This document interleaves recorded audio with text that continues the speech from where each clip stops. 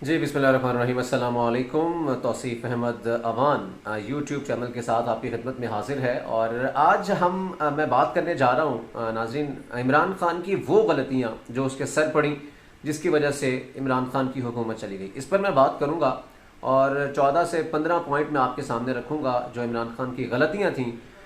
इस पर मैं बात करूँगा, लेकिन उससे पहले चैनल को सब्सक्राइब कर लें और बेल आइकॉन का बटन भी दबा दें।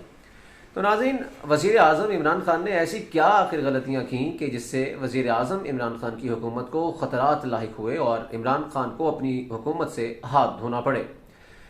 नाज़रीन, सबसे पहले बात करेंगे हम वज़ीर आज़म के 100 दिन की प्लान की। वज़ीर आज़म जब हुकूमत में आए और हुकूमत में आने से पहले जब कहा करते थे कि हमारे पास 100 दिन का प्लान है और 100 दिन के अंदर अंदर हम सारे मामलात ठीक कर लेंगे, करप्शन का खात्मा कर देंगे, ये सबसे बड़ा वज़ीर आज़म का प्लान था। वज़ीर आज़म का सबसे पहले 100 दिन का प्लान फेल हुआ और करप्शन ख़त्म क्या करनी थी बल्कि करप्शन का ग्राफ बढ़ना शुरू हो गया। अच्छा जी, उसके बाद 200 अरब डॉलर जो बाहर से लाने थे और जो मुराद सईद कहते थे बाहर से ला के इनके मुंह पे मारेंगे हम और तमाम तर मसाइल हल हो जाएंगे उससे। ये मुराद सईद की बड़ी मशहूर ज़माना एक तकरीर है और बड़ा जोश में ये बोल गए थे। वो 200 अरब डॉलर भी बाहर से नहीं आए।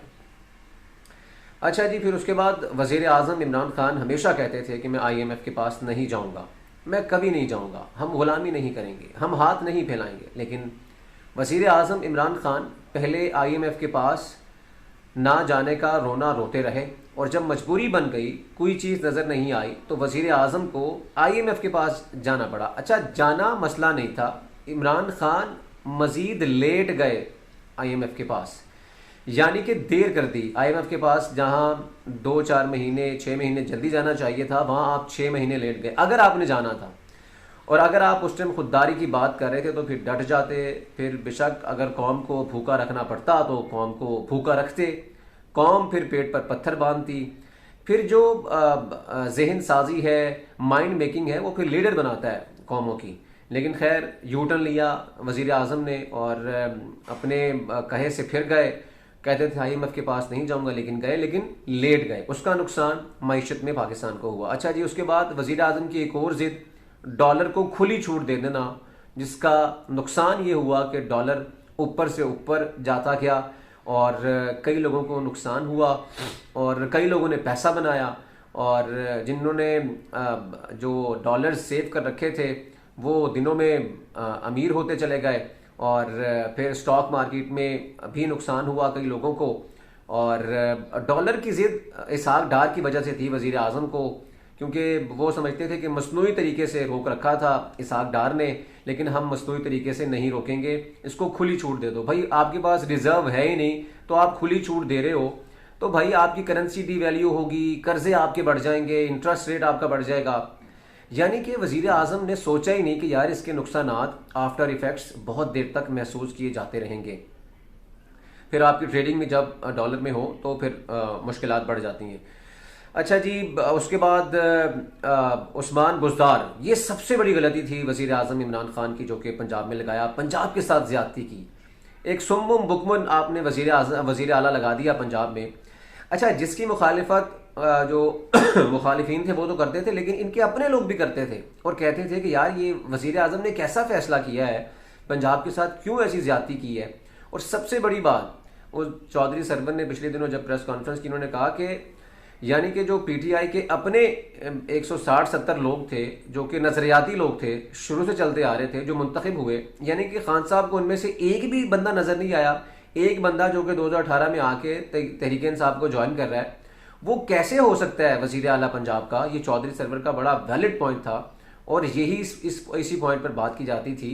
चले, अगर कोई थोड़ी बहुत उनमें खूबियाँ होती तो एक्सेप्टेंस होती, लेकिन वज़ीर आला उस्मान बुज़दार जो ना बात कर सकते हैं ना किसी बात का जवाब दे सकते हैं, तो उसको लेके जो इनके अपने लोग थे वो बहुत परेशानी का शिकार थे और शुरू से ही कहा जा रहा था कि इनको चेंज किया जाए। लेकिन वज़ीर आज़म बज़िद थे, नहीं जी ये मेरा वसीम अकरम प्लस है।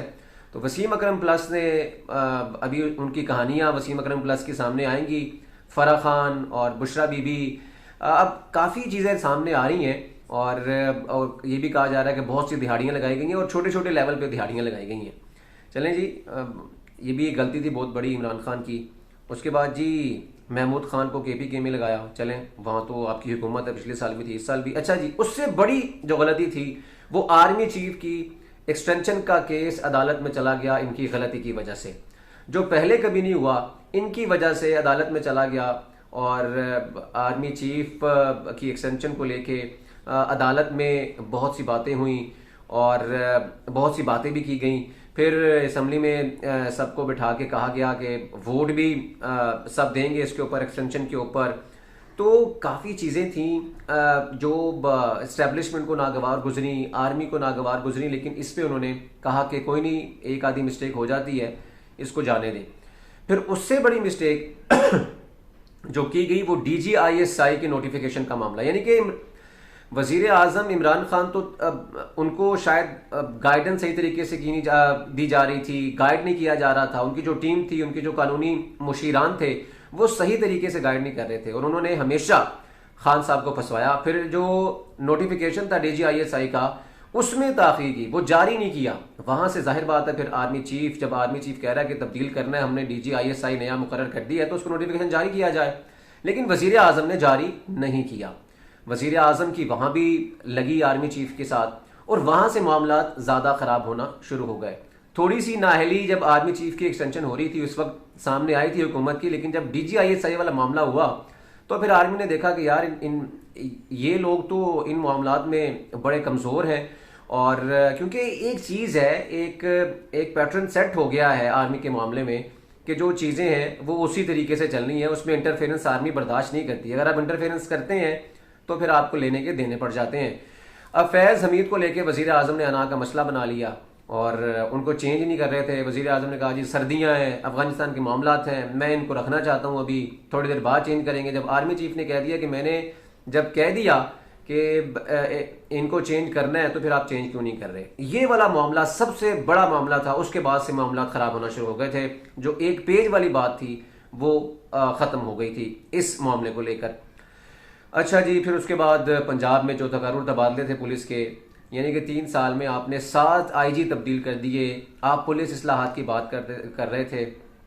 नासिर दुरानी जो KPK में पुलिस में इस्लाहात लाने वाले सबसे अच्छे ऑफिसर थे, उनको पंजाब लाया गया, उनको काम ही नहीं करने दिया गया और पता नहीं किसकी माँ पर यहाँ पर तकर्रुर तबादले किए जाते रहे।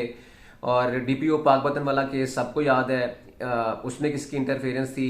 यानी कि तकर्रुर तबादले चलते रहे और पंजाब में जो क्राइम रेट था वो बढ़ता चला गया इनकी वजह से। यानी कि जो पुलिस अफसरान थे उनको काम ही करने नहीं दिया गया, हर 3 या 4 महीने बाद उनको चेंज किया जाता रहा। फिर उसके बाद ये फिर खारजा पॉलिसी, खैर इस पे तो किसकी डोमेन है किसकी डोमेन नहीं है ये सबको पता है, लेकिन खैर एक सानहा साहिवाल हुआ वज़ीर आज़म के दौर में और उसको सही तरीके से हैंडल नहीं कर पाए और उसमें बेगुनाह जो लोग थे मारे गए, जिसमें बच्चे बुरी तरीके से मुतासर हुए। केस अदालत में गया और वज़ीर आज़म उसको भी सही तरीके से हैंडल नहीं कर पाए। फिर सानेहा मॉडल टाउन जिसको लेके वज़ीर आज़म ने ठीक ठाक सियासत की, उस केस को भी मंतकी अंजाम तक नहीं पहुंचा सके। और फिर उससे सबसे बड़ी बात कि अपोजिशन से वज़ीर आज़म नहीं मिले, ये एक सबसे बड़ी गलती थी जी। अपोजिशन से आप ना मिले, लेकिन ये देखें कि अपोजिशन अगर शहबाज शरीफ हैं, बिलावल भुट्टो हैं या मौलाना असद महमूद हैं, ये लोग अवाम के वोटों से ही असम्बली में आए। जैसे आप आए हैं वैसे वो आए। वो करप्ट हैं, वो चोर हैं, वो डाकू हैं, वो लुटेरे हैं। वो आपकी पार्टी में भी कई ऐसे चोर डाकू लुटेरे हैं जो उनकी जमातों में रहे हैं। तो भाई वो भी कम से कम आप ये सोच के उनसे मिल लेते, हाथ मिला लेते कि ये लोग भी लोगों के वोट लेकर, अपनी आवाम से वोट लेकर और अपने हलकों में लोगों को जवाब दे होना है। तो कम से कम ये पर्सपेक्टिव लेकर माइंड में आप इनसे कुछ बातें करते, कुछ मिलते, कुछ रिफॉर्म्स करते और वो कहते रहे कि यार हमारे साथ बैठें, मिसाक मईशत करें और कुछ चीज़ों पे बात करें, हम भी आपकी हेल्प आउट करेंगे। केसेस तो चल रहे थे, केसेस चलते रहने थे, लेकिन आपने गंडासा उठा लिया था और आपने कहा मैं मौला जट हूँ, मैं इनकी ऐसी की तैसी कर दूंगा, मैं तो अपनी नाक पे मक्खी नहीं बैठने देता, ये मेरी तौहीन है। ऐसे नहीं होता खान साहब, यह आपकी सबसे बड़ी गलती। फिर आपके जो आपके अपने अरकान असम्बली है वो कहते हैं हमें खान साहब टाइम नहीं देते थे। हमारे हलकों में लोग हमसे सवाल करते थे कि आपकी हुकूमत है और आप काम नहीं करवा सकते हमारे हलकों में। इमरान खान ने इस चीज़ को भी अना का मसला बनाया हुआ था। ये जो सब बातें थी, गलतियां थी इमरान खान की, उसमें जो सबसे बड़ी गलतियां जो मैंने आपको बताई, जिसमें वजीर आला उस्मान बुज़दार, आर्मी चीफ की एक्सटेंशन और उसके बाद DGISI वाला मामला, ये सबसे बड़ा ये मामला थे वजीर आजम के। बाकी मैंने आपके 14 से 15 पॉइंट आपके साथ शेयर किए, ये सब मामला थे। फिर उसके बाद सबसे बड़ा वजीर आजम कहते हैं कि जो यू टर्न लेता है वो सबसे अजीम लीडर होता है, और कई बातों की वजीर आजम ने अपनी बातें जो माजी में कहीं उनकी नफी की हुकूमत में आने के बाद। ये कुर्सी का नशा ही ऐसा है, कुर्सी का इक़्तिदार ही ऐसा है। तो चले जी, इमरान खान साहब बेस्ट ऑफ लक। अब आप कुर्सी से उतर गए हैं, अपने अंदर बेहतरी लेके आए और अपनी पार्टी के जो नजरियाती लोग हैं उनको साथ लेकर चलें, उनका आपने साथ छोड़ दिया। तो उम्मीद है आप कुछ बेहतरी लेके वापस आएंगे सियासत में और अपनी अना को मारेंगे, अपनी मैं को मारेंगे जो आपकी हर तकरीर में नजर आती थी। बहुत शुक्रिया।